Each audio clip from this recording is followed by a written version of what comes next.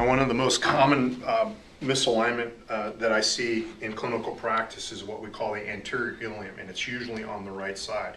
Now, in a standing position, the anatomical position that we use to reference this is called the anterior superior iliac spine, which is right here.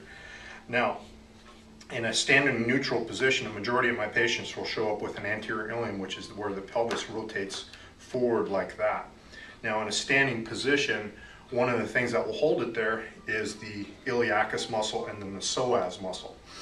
So there is a neurological adaptation that occurs when you have that alteration, and that's where the glute max and the upper hamstring just neurologically stop firing. So from a soft tissue perspective, we want to get in and work iliacus, psoas, and then we want to follow it up with activation exercises of the glute max.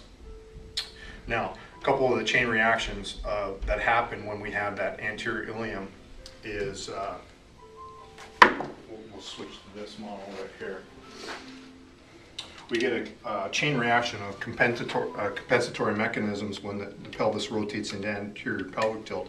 We'll get internal rotation of the knee, overpronation of the right foot, and then we'll get some spinal rotation. So that will affect your ability to get down into a deep squat position. You won't be able to unload that right hip, and so you'll have a tendency to want to, when you get down into a deep squat position, your right knee will usually be way over in front of your ankle. You'll be activating quadricep, which just reinforces that improper movement pattern.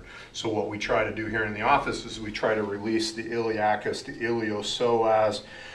We get into the posterior hip musculature, the external rotators, and try to restore internal hip rotation so that we can get into that deep squat position and bring our knees out just a little bit.